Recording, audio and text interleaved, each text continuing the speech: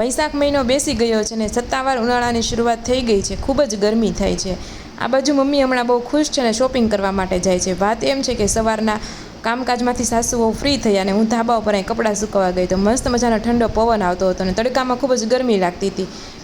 કપડાં સુકાઈ જાય તો પછી રોજનું એક ફળ મોસંબી પણ ખાઈ લો ને સાથે વિટામિન ડી પણ લઈ લઉં ને આ બાજુ મમ્મી પછી શોપિંગ કરવા માટે નીકળી ગયા। શોપિંગ કરીને આવે ત્યારે તો બપોરા થઈ ગયા હતા એટલે સાસુ હવે બપોરા કરી લીધા।